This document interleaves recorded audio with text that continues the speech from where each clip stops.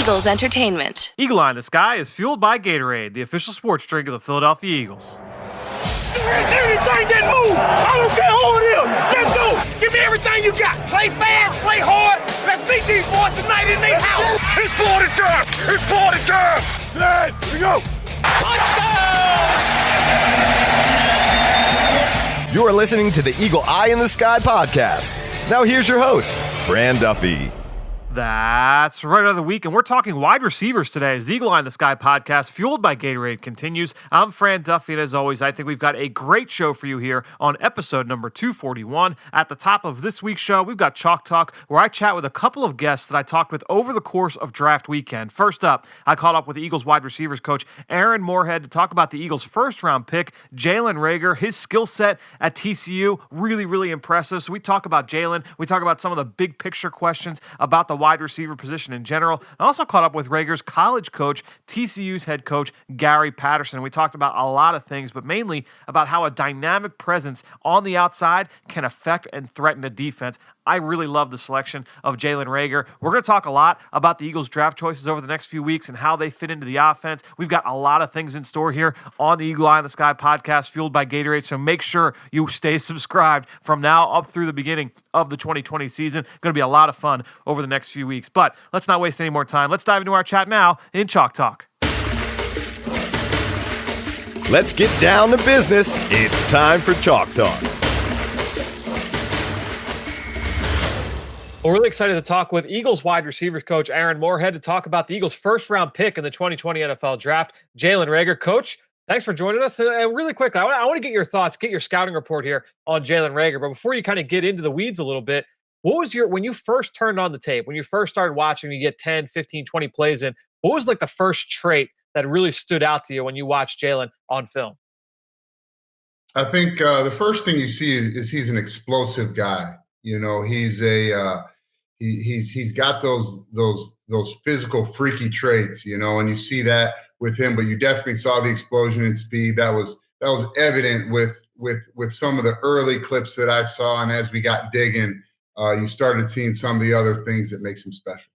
And then talk about him in terms of like as a route runner, as a pass catcher, yards after catch. What are some of the wide receiver specific traits that stood out to you in terms of his skill set? Well, Jalen does a good job of separating in and out of his breaks, and I think that's a good thing. Young guys tend to struggle with that, so that's a good thing. He's got a good start there. He's a great run after the catch guy with his speed and explosion, and that's really good, you know. And he was at TCU, and the offense they ran was a spread, so there's going to be a little difference in the offensive systems, and he's going to have to get up to speed there as far as teaching and some of the route concepts and things like that. But he's such a good athlete. I'm not worried that he won't be able to pick it up, and we have all off season to get together, you know, via Microsoft Teams or whatever different landscape we need to use to make sure that we get him up to speed before training camp starts. But excited to get this thing going with him. So I know that you played with his father, with Monte Reagor in Indianapolis.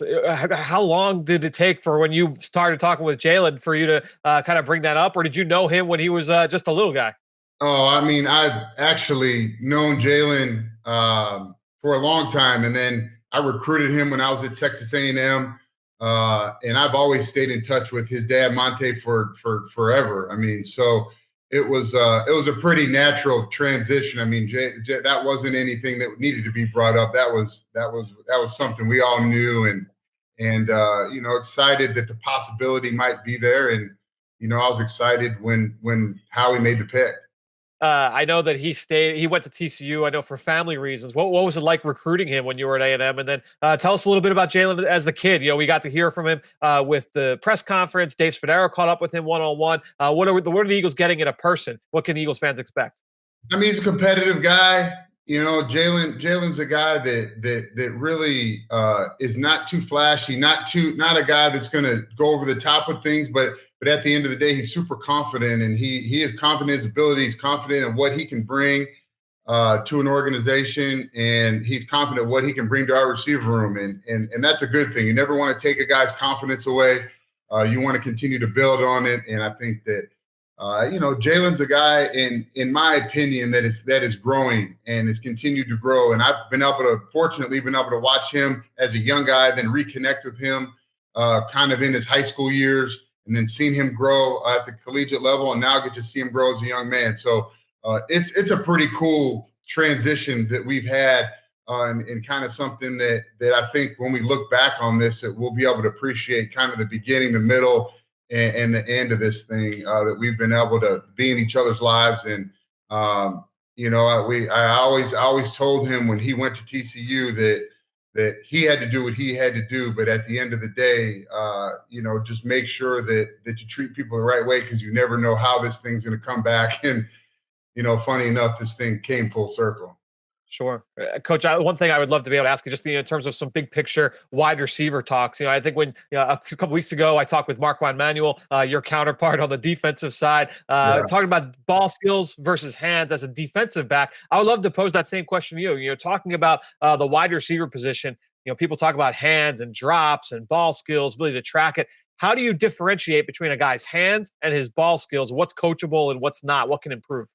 Well, I think you're always going to be able to improve your hands. That's jugs work. That's continuous repetition, catching from the quarterbacks, things like that. Ball skills, I think, is something that you kind of just have. And that's natural ability. That's what Jalen has. Jalen's had that since he was a kid. And Jalen's had that. That's something in there. Now, hands is something you have to continually work on. That's what the greats do. They're constantly on the jugs machine. They're constantly catching the football. And that's just something that every day that you need to continue to stress, not only as a coach, but yourself as a player. Something that I did as a player, something that, I watched the guys in my room when I played, the Marvin Harrisons, the Reggie Waynes, the Brandon Stokely, the Troy Walters, guys that had long careers and are considered, really good players. I watched those guys as a young player, and that's what drove me to say, well, if they're doing it, I need to be doing double, because I'm nowhere near where they are right now as a young player. So that's something that I'm hoping Jalen will see early on and get with and understand what it takes to be a pro. I feel like, Eagles fans, they're aware of Deshaun Jackson and what his ball tracking ability down the field. And I feel like Jalen was able to put some of that on display at TCU, his ability to track it through his eyelids and find the football, make a play on it.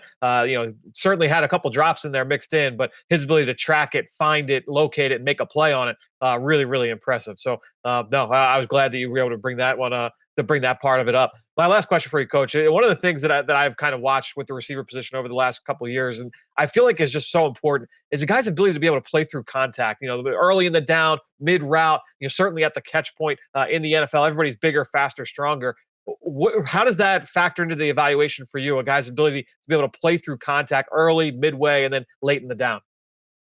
Well, I think that you have to track those things. You have to chart them. You have to be able to understand who this guy is, what he's going to work on, what he's really good at. And Jalen's a really strong guy. I mean, he's going to be 195, 200-pound guy. He's for a guy who's 5'10 and a half, 5'11. That's really impressive. He's got a thick body that he can fight through contact. He's strong. And he can still continue to use his hands and press a little better, but that stuff is stuff that you teach, the stuff that you continue to talk through to create separation through your routes. And the cool thing he has is there's one of the best people in football at creating space within his routes, sitting right in our room in Deshaun Jackson. So Jalen's going to have some good people to learn from. He's going to have his natural ability and skill set to be able to work with, and just excited to see what he's going to bring, and excited to get to work. I think that's the biggest thing. The first thing that Jalen said was like, Coach, I just want to get there and play. And we kind of had to talk through. There's not a lot we can do right now. You just got to sit back, and there's a little bit on your own, and we'll come up with a plan for him to be successful. And there'll be a lot of film study on his own, and a lot of meetings with us when they start letting that happen, and obviously a lot of field work where he's got to find creative ways to catch footballs over the course of the next few months. Yeah, Coach, with that being said, thanks so much for joining us here on PhiladelphiaEagles.com. Hope to see you and obviously see Jalen at the NovaCare Complex sooner rather than later. Stay safe, stay healthy, and we'll talk to you soon. Absolutely. Talk to you soon. Great stuff there from Coach Morehead. I hope you guys enjoyed that interview. I love the connection there between Morehead and former Eagle Monte Reagor, Jalen's dad. I know I've said this before. Actually, Dan Hatman and I did an entire podcast on this just over a year ago during free agency of 2019. But those kinds of connections are so vital when it comes to the decision-making process, not just in the NFL draft, but in free agency, because every piece of information matters. And the more insight you have into a player, his makeup, his work habits, his personality, his ability to handle pressure and handle failure, the more confident you are now in being able to sign them, or in this case, draft them. And that's why so often you see teams sign players that a coach has worked with, or it might have been with another team, or maybe in college, or a GM has history with, because there's just less of the unknown. There's less projection, and that for sure makes the team a little bit more confident in the selection. Here with Reagor, the Eagles got a player. He's dynamic. He's explosive. I said it on the show on Eagles Draft Central. Thanks, by the way, to everybody that followed along all weekend long. It was a lot of fun with Amy Campbell and Ross Tucker and Dave Spadaro as well. But yeah, going back to Jalen Reagor, he was one of my 3 or 4 favorite players in this draft at the wide receiver position. I was a huge, huge fan of his game going back to last summer, watching him as a sophomore. But nobody knows better what he did throughout the course of his career at TCU than his head coach, Gary Patterson. That's who's next here in Chalk Talk. Well, excited to welcome in TCU head coach Gary Patterson. Coach, thanks so much for joining us. Really excited to kind of dive into Jalen Reagor and what he's meant to that TCU football team. And really, let's bring us back to the beginning. What was it like recruiting Jalen? What did you see from him early on? And then get into his skill set and what he brought to the table for you guys over the course of his 3 years there. Well, his dad was an NFL guy, as you guys all know. And so he was actually committed to Texas Tech, then OU, and then he ended up coming back here close to home, which was great for us, having a difference maker at the wide receiver position. Ray's basically a guy that can play running back and plays wide out. Very strong, very powerful, obviously athletic. He was a 26-foot long jumper in high school. Ran on their group that ran a 40.0 something in the 4x100, so he could run, and kind of he had a pedigree of understanding what it was to play in college football, and also leadership to get to the next level. Yeah, you talk about those jumps. He went to the combine in Indianapolis a couple months ago. Feels like much longer than a couple months ago at this point, but tore up the gym in terms of what he was able to do with his jumps. That was something that always kind of stood out. I know he was on Bruce Feldman's freak list back in the summer as one of the top athletes in college football. When you evaluate those guys coming up through high school and you see that track background, does that show you the kind of explosiveness that he could bring to the football field? Well, yeah, it's I look at the long jump a little bit more than I look at the high jump. Just over the years, I would do it, and he was a 6'8" high jumper too, without working at it. But for us, powerful. I think the thing that he gives you athletically is he can play a lot of positions. Obviously, and he doesn't have a problem working at it. He covered on our special teams. He also was a punt returner, which I think is one of the things the Eagles like, that he can also be part of special teams. And I think he has a tremendous upside. I think to become better at running routes and doing all that stuff, but he's a great screen guy. He can make people miss. He can break tackles.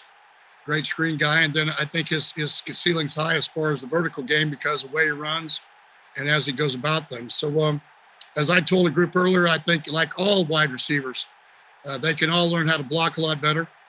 And, at the point of attack and do things. The good thing about Jalen, I think he was like almost over a 600-pound squatter, a 400-pound bench, probably almost a 400-pound power cleaner. So he has the ability to be physical on the edge and do those kind of things. And that also helps him get off press as a rookie. You're not going to have to get him stronger. He's already a guy that does that.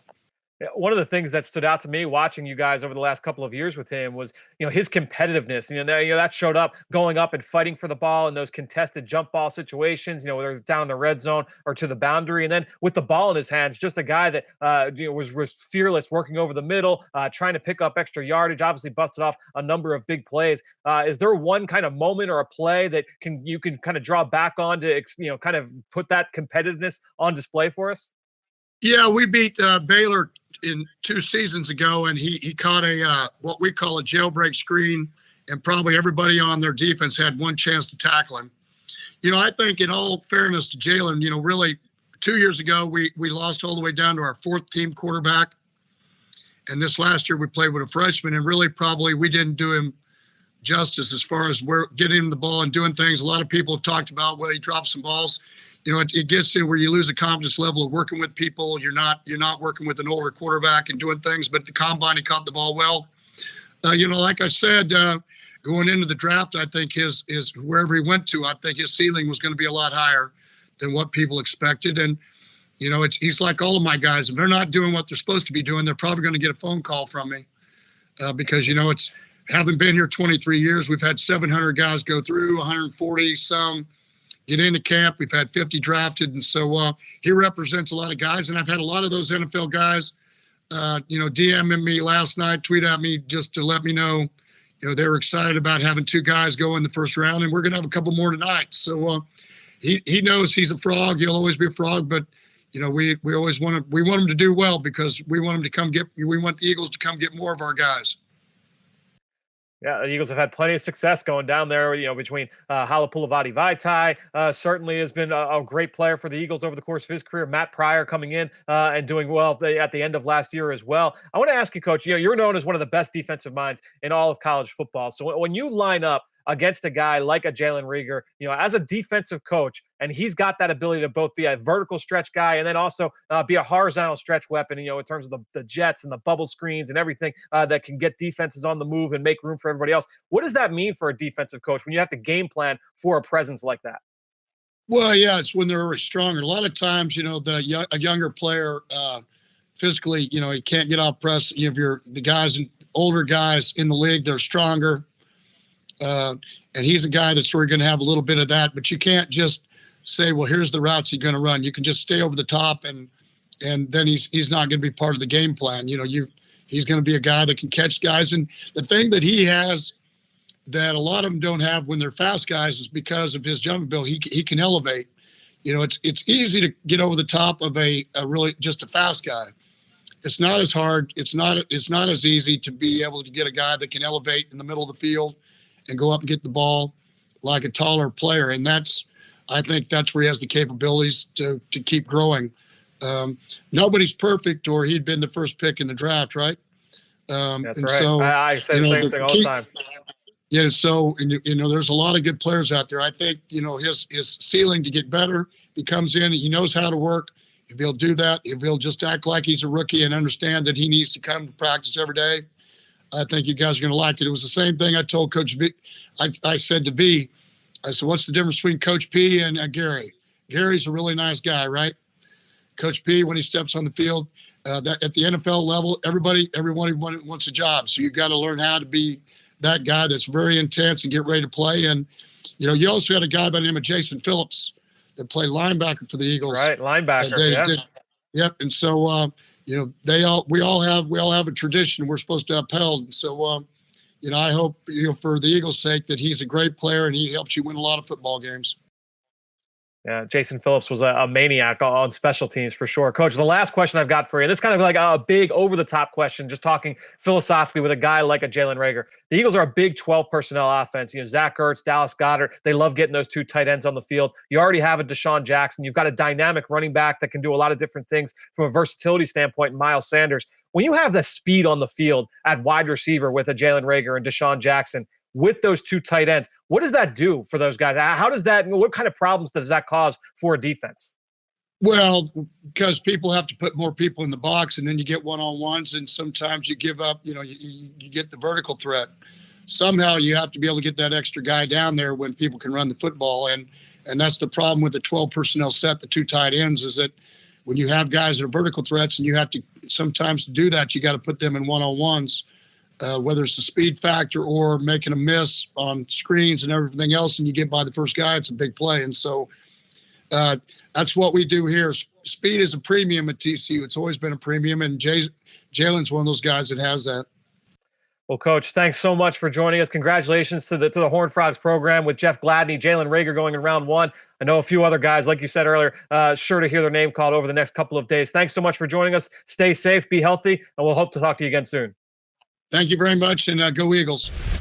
Great stuff from Coach Patterson. I especially loved what he had to say about the addition of speed to a team's 12 personnel package, because I truly believe that when you have Deshaun Jackson and Jalen Reagor on either side of the field at the same time with both Zach Ertz and Dallas Goedert, you've got Miles Sanders on the field as well, that is a real problem for defenses, because if you decide you're going to try and load up the box, if both tight ends are on the line of scrimmage and you think it's a run look and you've got man-to-man on the outside with a single high safety, now you've got a lot of speed to be able to threaten downfield. That gives Carson Wentz some options there. But then also, if you're going to try and protect against those two speed threats, now you're lightening the box a little bit. And then when you throw in all the different backfield actions you can do, with Reagor and with Jackson, you can create some space over the middle of the field. Just so many possibilities. So adding some speed to that 12 personnel package makes it a lot different than what we saw in the second half, for sure, of the 2019 season. Really, really good stuff. I really love that Coach Patterson did such a great job of illustrating exactly why that can be so dynamic in that final answer. So great stuff there from Coach. And you can follow him just like I do on Twitter at